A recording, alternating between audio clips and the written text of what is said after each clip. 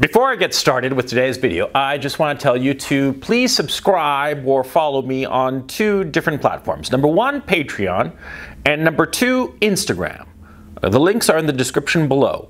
As you know, on Patreon, I put out a new video every week just for my Patreon subscribers.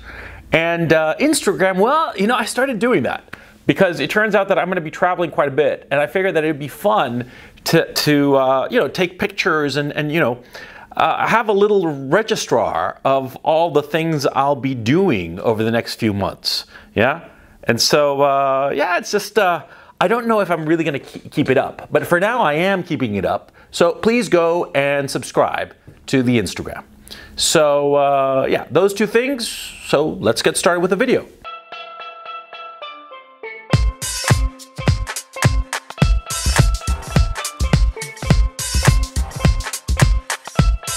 Now, suppose you're at a roulette table at a casino. You're at a roulette table, and there are, what are the numbers on a roulette table? There are 36 numbers, right? 36 slots plus 0 and double 0, right?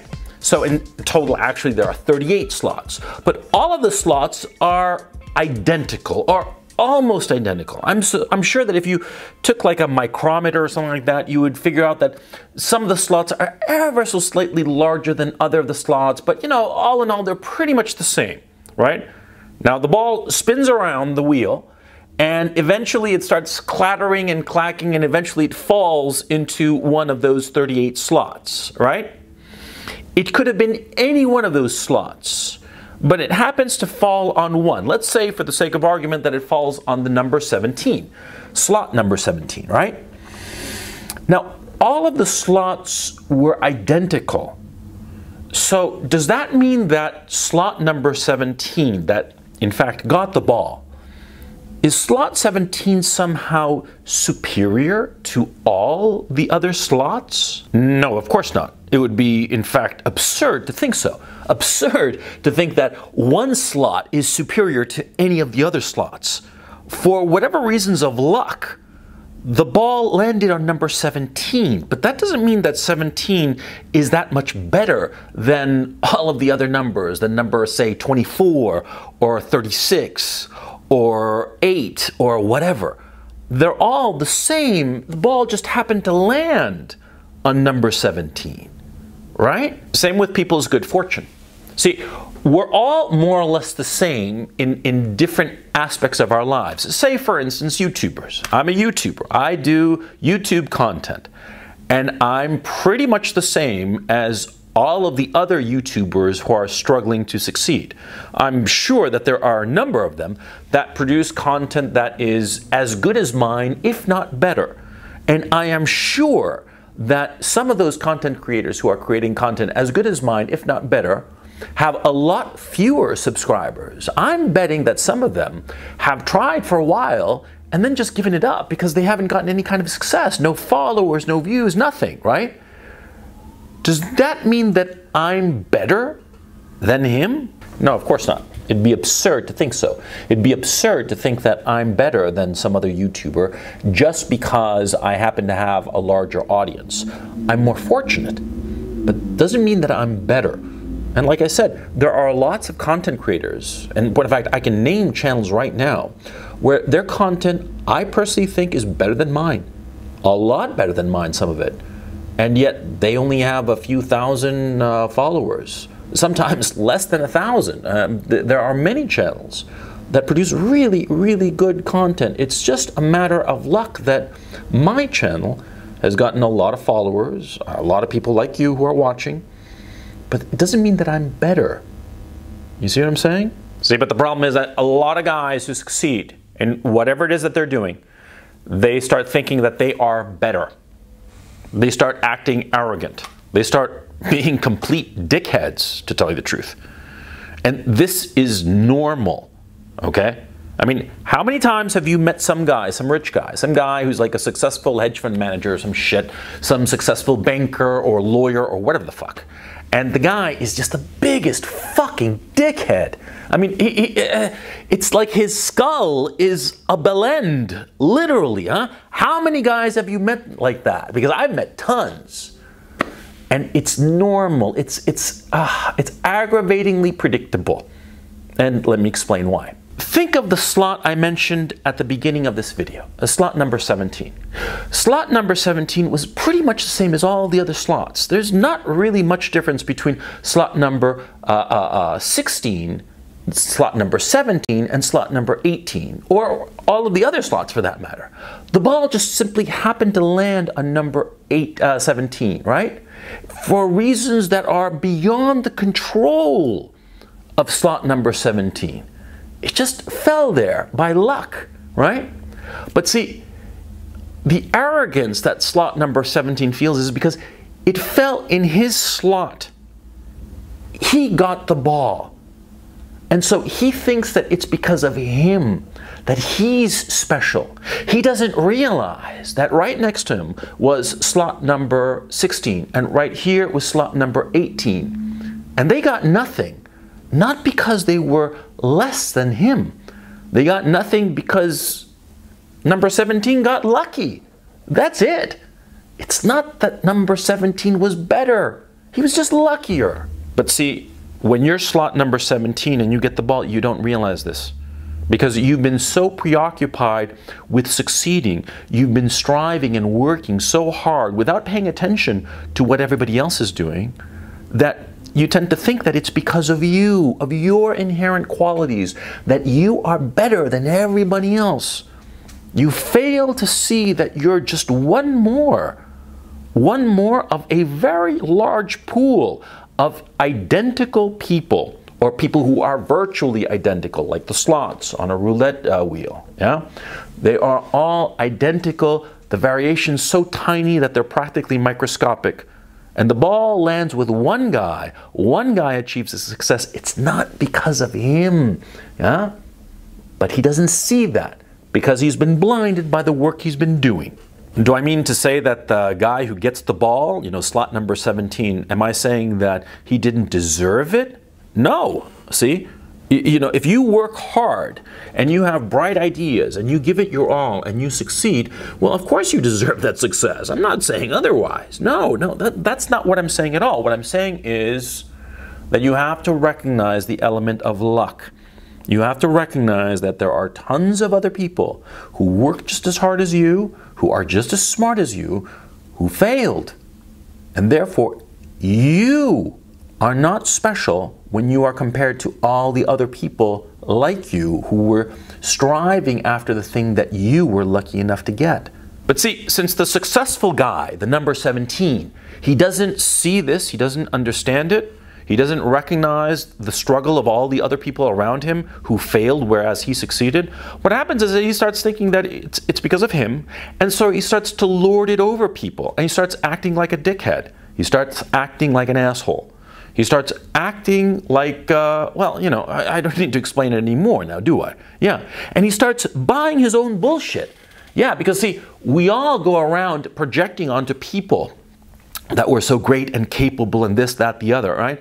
We go out and project this. And we don't really believe it. Not really. We say this shit. We say, oh yes sir, I can do this. I can, you know, manage this project or do this thing for you, or be a great supplier to your company, or whatever the fuck. We lie our asses off, right? Because we're not really sure, but you know, we figure, fuck it, we're gonna lie so that we get the sale, so that we, you know, get our foot in the door, right?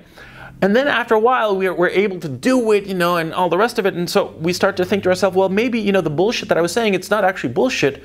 It's true.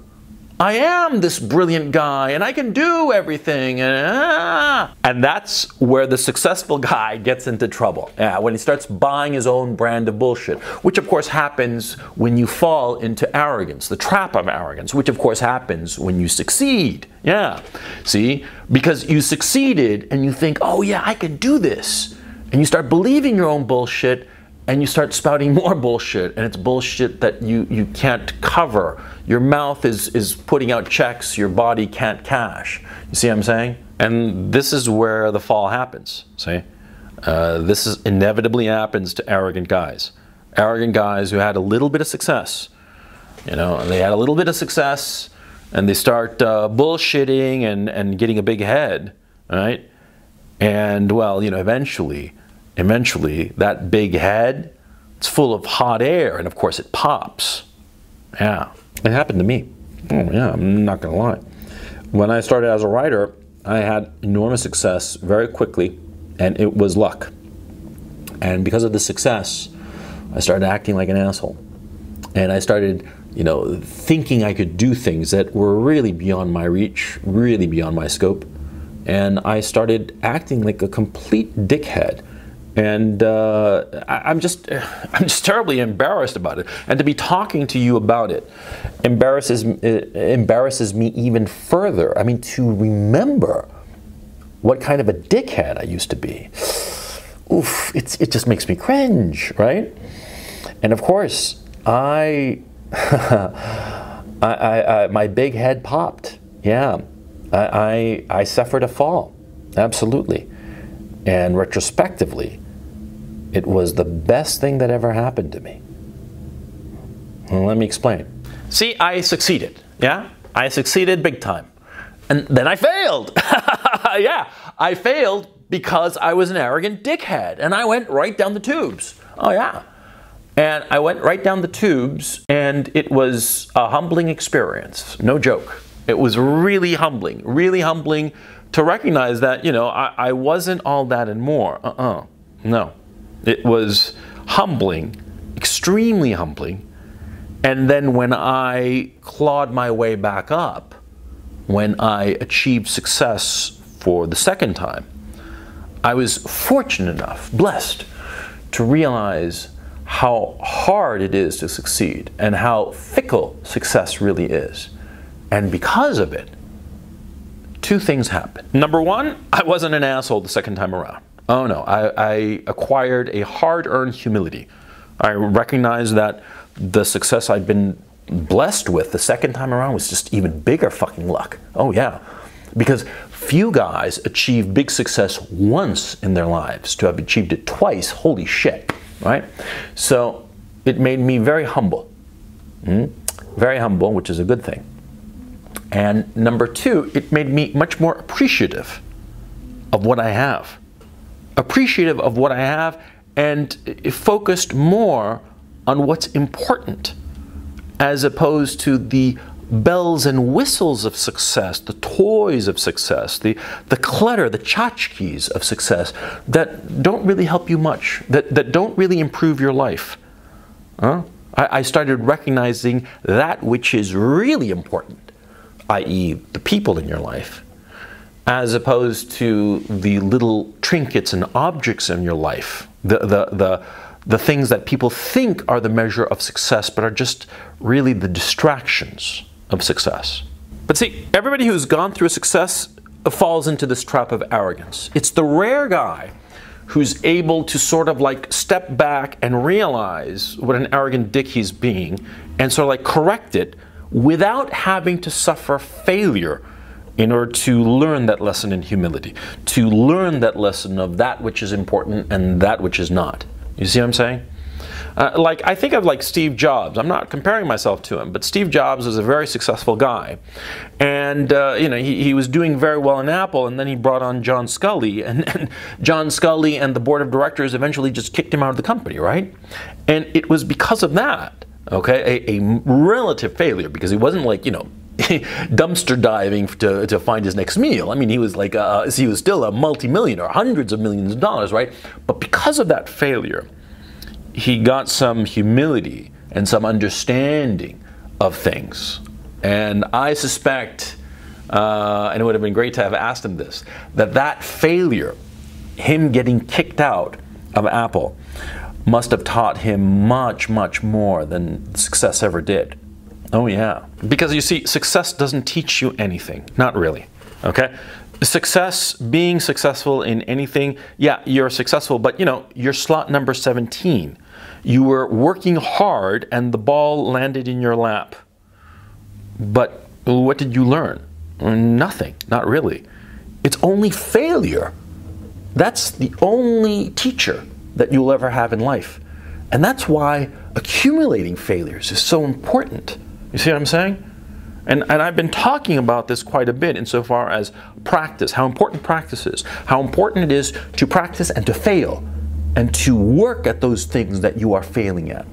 Because you see, it's only by way of failure that you're going to internalize lessons. See what I'm saying? Man, I don't feel I'm doing this video very well. I think that this is going to be, well, another failure. Another failure. You know, I had all my ideas all mapped out and planned out, but, you know, I don't feel that I'm putting them across the way I want to, or as elegantly as I would like to. I mean, I want my video, this video, all my videos, to be like this smooth and perfect monologue where I talk from beginning to end and I just say it perfectly. And you who are listening, you hear my words and you internalize it like liquid going into a container, and it just fills you up and fills you with understanding that will help you. I mean, that's what I want. But of course I don't achieve that. Yeah? It's sort of like hit or miss, or like I feel like I'm like with a hammer trying to bang out a piece of metal into the shape of something, you know, delicate and perfect and pristine, instead of just get like this banged up little shell that sort of like intimates what I'm trying to say, but doesn't really get to it. And you see how I fail? You see how important failure is? Huh? Yeah, failure is important. It's the key issue. If you find yourself acting like a dickhead, you know, if you find yourself, you're successful and you got zeros in the bank, right? And people smile at you and they want to shake your hand and they think that you're all that and more. And you catch yourself acting like a dickhead and talking like a know-it-all and acting towards other people, people with more humble occupations than your own. Talking to them in a condescending way, in a disrespectful way, looking down on them. That's when you have to stop. And you have to stop and look at yourself. And you have to ask yourself, hand to heart, are you that fucking great that you can look down on other people and belittle other people and perhaps even humiliate and insult them? Are you that fucking great? That fucking better than they are? Because if you're that superior, well, okay, fine. Okay, you're so superior that you can belittle others and insult them and you know, make them feel like shit. If you're so superior. But if you're not, then you're just an asshole now, aren't you? And here's the funny thing, even the guys who really are superior, you know, the guys who really are fucking geniuses and who, you know, by every metric are superior to the waiter, the, I don't know, the baggage handler, the taxi driver, guys who are objectively better, right? They make it a point never to be an asshole, to never act in that arrogant and despective way towards others. Because it's just fucking wrong.